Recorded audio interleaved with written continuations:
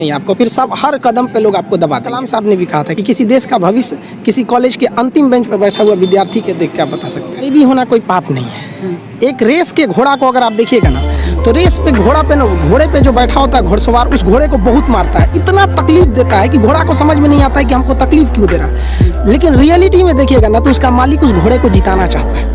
तो उसी तरह हमारा मालिक भगवान है। अगर हमें गरीबी दे रहा है, तकलीफ दे रहा है ना, तो आप इससे घबराइए नहीं। वो मालिक हमें जिताना चाह रहा है, और आप रेस छोड़ के भाग जाइएगा तो क्या करेगा? वो तो आपको जिताना चाह रहा है। आप अगर कोई मूवी देखती हैं तो आपको 2 से ढाई घंटे की मूवी बड़ी अच्छे से याद हो जाती है। लेकिन आप कभी गौर कीजिएगा कि उस मूवी को बनाने वाला डायरेक्टर उस 2 घंटे की मूवी के लिए 2 साल से मेहनत कर रहा था, तब तो आपको याद हो गया ना। तो उसी तरह की स्टूडेंट जो होता है ना, उसके मेहनत को कम करने के लिए एक टीचर को मेहनत करना पड़ेगा, उसे प्रेजेंटेशन देना पड़ेगा, उसे अपनी भाषा में बताना पड़ेगा कि एक लड़का जो है वो भोजपुरी बेल्ट का है। भोजपुरी वालों को तो पहले ये लगता है कि हम बहुत पीछे हैं। अरे भाई, तुम नहीं पीछे हो। जितना एक CBSE ICSE बोर्ड का जानता है उतना ही तुम जानते हो। बल्कि ये जो गांव के लड़के ये ज़्यादा मेहनत करते हैं, 20-20 किलोमीटर साइकिल चला के आते हैं। किसी शहर के लड़के के लिए पॉसिबल नहीं है उतना, तो ये ज़्यादा मेहनत करते हैं। तो इनके लिए क्या होता है ना कि इनके पास सुविधाएं। स्टूडेंट्स की सफलता में 3 चीज़ का योगदान होता है। एक उनके गार्जियन का योगदान होता है। गार्जियन को भी हर पल उसको डर बना के रखना चाहिए कि भैया तुम पढ़ो इसको। दूसरा, टीचर्स का होना चाहिए। टीचर्स उसके अंदर फ्रेंडली होने चाहिए, अच्छे से समझाना चाहिए। और खुद स्टूडेंट्स का, अगर ये तीनों का संयोग हो गया ना, तो दुनिया में ऐसा कोई चीज़ नहीं है जिसे जीता नहीं जा। जिस दिन हिंदुस्तान का लड़का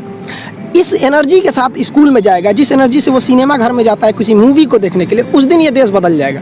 और ये पक्का बदलेगा, ये मेरा पूर्ण विश्वास है। थोड़ा वक्त लगेगा, लेकिन ऐसा नहीं है कि बदलेगा नहीं। पढ़ाई इतना दिलचस्प चीज़ होता है ना कि आपको 1 घंटे का क्लास कब खत्म हो जाएगा पता ही नहीं चलेगा, बशर्ते टीचर्स उस माहौल में देखा होती है। पढ़ाई की 2 चीज़ें होती है। एक टीचर जो होता है ना, वो तो पढ़ लिया, उसका लेवल बहुत ऊपर है, और जो स्टूडेंट है ना, वो तो अभी शुरुआत कर रहा है, तो उसका लेवल बहुत नीचे है। बड़ा अंतर होता है ना, ये 2 चीज़ों में समन्वय बनाना। जैसे सुई में धागा डालना, दोनों को एक लाइनर होना जरूरी है, तो ही जाएगा। तो इसलिए क्या करना है कि टीचर्स को अपने लेवल को थोड़ा सा नीचे लाना। उसके लिए आसान है टीचर को कि भाई जो समझा रहा है बड़े लैंग्वेज में, उसको देहाती लैंग्वेज या नॉर्मल लैंग्वेज में समझाए, अपने लेवल को थोड़ा सा नीचे। और लड़के का भी ये कर्तव्य बनता है, माँ बाप का भी कर्तव्य बनता है कि उसको हमेशा प्रेरित करेंगे, थोड़ा सा तुम घर से थोड़ा सा मेहनत करके आओ इसमें कि सर आज क्या पढ़ाने वाले हैं। जैसे ये हो जाएगा फिर कोई समस्या नहीं आएगी। तो टीचर स्टूडेंट दोनों की ओर से होना चाहिए इस चीज़ को। लेकिन टीचर को समझना चाहिए कि आप पढ़े लिखे हैं, आपसे गलती ना हो। इसलिए आप लड़कों को उनकी कमजोरी तक में बताएं। यहाँ पर बहुत से लड़के होते हैं वो तो सवाल ही नहीं पूछ पाते हैं डर के मारे। ये नहीं होना चाहिए, क्योंकि वो टीचर को टीचर समझ रहा है। लेकिन अगर टीचर को जिस दिन वो दोस्त समझने लगेगा ना, वो सवाल पूछेगा। और अगर वो सवाल नहीं पूछ रहा है तो आप क्या कर रहे हैं? 130 करोड़ जनसंख्या में आप एक मानव संसाधन को खराब कर रहे हैं अपने विद्यालय में बैठा के। वो सवाल नहीं पूछा तो क्या करें? मेरे लाइफ का एक ही प्लान है कि भाई जो स्टूडेंट्स हैं ना, स्टूडेंट्स ये इस देश को बदल सकते हैं। आज़ादी से पहले अगर आप गौर कीजिएगा ना, तो देश को बदला था वकीलों ने मिलकर। आप चाहे वो महात्मा गांधी को उठाइए, जवाहरलाल नेहरू, मोतीलाल नेहरू, या भीमराव अंबेडकर साहब, सरदार पटेल, या जितने भी हमारे स्वतंत्रता सेनानी रहे, तो ज़्यादातर लोगों ने वकील थे वो उस वक्त में। लेकिन अभी की जो दौर है वो युवाओं के हाथ में, स्टूडेंट्स के हाथ में। अब युवा अपने अधिकार के लिए आप दबिए नहीं, आप दबेंगे तो दबाएंगे। और आप पढ़े लिखे होकर दब जाएंगे तो फिर एक अनपढ़ को तो कुचल दिया जाएगा, उसको दबाया ही नहीं जाएगा। तो अब स्टूडेंट्स जाग गया है, अब स्टूडेंट्स को कोई नहीं रोक सकता। आगे वाले देश का भविष्य वही है। और हमारे कलाम साहब ने भी कहा था कि किसी देश का भविष्य किसी कॉलेज के अंतिम बेंच पर बैठा हुआ विद्यार्थी के देख के। स्टूडेंट सरकारी स्कूल में पढ़ने जाता है तो आपको क्या लगता है उसको कितना नॉलेज मिलेगा? वो 1 घंटा बैठेगा तो 1 घंटा में कितना नॉलेज गेन कर पाएगा? तो वहाँ एक कॉलेज के मैनेजमेंट की भी गलती है, और स्टूडेंट्स में भी है कि भाई देखिए, आप कॉलेज नहीं जाइएगा तो फिर स्कूल और कॉलेज जो होता है ना, माँ का दूध होता है, और ये सबके लिए ज़रूरी होता है।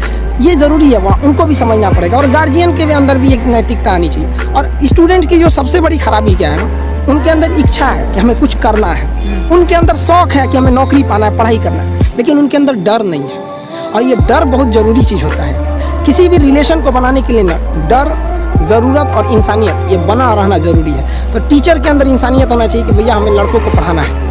लड़के के अंदर ज़रूरत है कि अगर हम पढ़े लिखेंगे नहीं, आगे नहीं जाएंगे, तो हम कोई अच्छा काम नहीं कर पाएंगे। और डर तो सबसे ज़्यादा ज़रूरत है उसके जॉब की या किसी चीज़ का। डर तो होना ज़रूरी है कि अगर नहीं पढ़ेंगे तो समाज में हमको एकदम पीछे कर दिया जाएगा। तो स्टूडेंट के अंदर ना अभी डर नहीं रहा है, कह अरे क्या दिक्कत है, अगली बार फिर भर देंगे फॉर्म, फिर कर देंगे, ये कर देंगे। और गार्जियन भी नहीं पूछता है उससे कि इस साल रिजल्ट नहीं हुआ तो क्यों नहीं हुआ। लड़का एग्ज़ाम देने जाता है ना, तो उसको पता चल जाता है एग्जामिनेशन हॉल में कि मेरा रिजल्ट होगा या नहीं होगा। और ये रियलिटी है। अगर आप वेट कर रहे हैं ना, तो समझ जाइए कि आपकी संभावना कम है रिजल्ट होने की, क्योंकि जिनका रिजल्ट होता है वो एग्जामिनेशन हॉल में जम जाता है। और जब लड़का फेल होता है ना, तो एक बहाना खोजने लगता है। ये प्रॉब्लम था, तबीयत ठीक नहीं थी, ऐसा हो गया, जबकि ऐसा चीज़ नहीं है। आप शुरुआत से ही गलती करते आ रहे हैं। ये लड़कों की भी भावना है, उनको भी अपने चेंज करना चाहिए इस सोच को। ये भी होना कोई पाप नहीं है। एक रेस के घोड़ा को अगर आप देखिएगा ना, तो रेस पे घोड़ा पे ना, घोड़े पे जो बैठा होता है घुड़सवार, उस घोड़े को बहुत मारता है, इतना तकलीफ देता है कि घोड़ा को समझ में नहीं आता है कि हमको तकलीफ क्यों दे रहा है। लेकिन रियलिटी में देखिएगा ना, तो उसका मालिक उस घोड़े को जिताना चाहता है। तो उसी तरह हमारा मालिक भगवान है। अगर हमें गरीबी दे रहा है, तकलीफ दे रहा है ना, तो आप इससे घबराइए नहीं। वो मालिक हमें जिताना चाह रहा है, और आप रेस छोड़ के भाग जाइएगा तो क्या करेगा वो? तो आपको जिताना चाह रहा है। तो गरीबी कोई नहीं। हम लोग खुद जब अपने स्टूडेंट लाइफ में थे, तो हम लोग उसमें गुरुद्वारा में जाके खाना खाए थे। ये हालत था हम लोग का।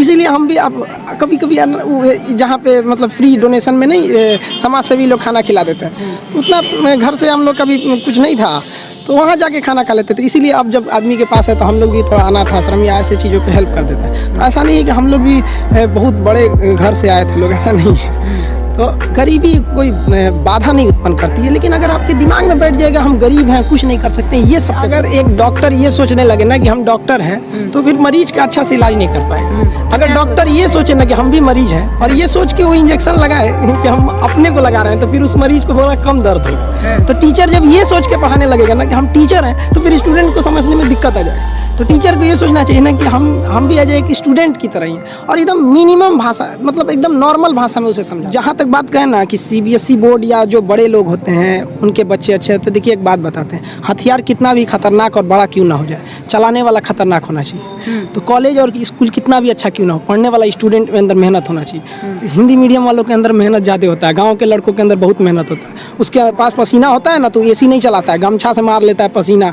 हाथ में रुमाल बांध लेता है कि पसीने से कॉपी न भीगे वहाँ पर। उसके पास तकिया नहीं होता है मोड़ने के लिए, हाथ मोड़ के लगा लेता है तकिया, वो पढ़ता है सुबह उठ के। तो ऐसा नहीं है उनके पास मेहनत नहीं, वो बहुत मेहनत करते हैं। लेकिन उनके साथ सबसे बड़ा कमी क्या है कि आज से 5 साल पहले उनके पास कोई ऐसा साधन नहीं था कि उन्हें अच्छे टीचर मिल सके। अब तो डिजिटल ही हो गया। ये सबसे फायदा हुआ है गाँव वालों के लिए कि आप डिजिटल, आप गाँव के किसी कोना में बैठ के इंडिया के किसी टीचर से पढ़ सकते हैं। ये सबसे बड़ा फायदा है। और अमीरों को यहाँ पहले बेनिफिट मिलता था कि जो गाँव का लड़का है, बिहार का है, यूपी का है, उड़ीसा का है, गाँव का परिवार, वो दिल्ली जाके कैसे पढ़ेगा? अब कोई दिक्कत नहीं है। आप एक नॉर्मल मोबाइल लीजिए, गाँव से इतना बड़ा है, आप 135 करोड़ आबादी में आपको चेंजिंग देखने में बड़ा समय लग जाएगा इसमें। लेकिन हाँ, चेंजिंग आई है, लेकिन इसका भी सदुपयोग करना पड़ेगा। अब आप देखिए कुछ लोग फेसबुक पे उल्टे सीधे पोस्ट कर देते हैं, समाज में सौहार्द बिगाड़ते हैं। तो ये लोग तो उसका डिजिटल क्रांति के लिए, तो आप समझिए तो गड्ढा खोद रहे हैं उनके लिए। तो ये उन लोग के लिए ऐसा नहीं है। बट स्टूडेंट्स अभी भी जागरूक है, लेकिन वो बहक जाता है पढ़ने के लिए यूट्यूब फेसबुक में गायब हो जाता है। ये उनको अपने आप पे थोड़ा सा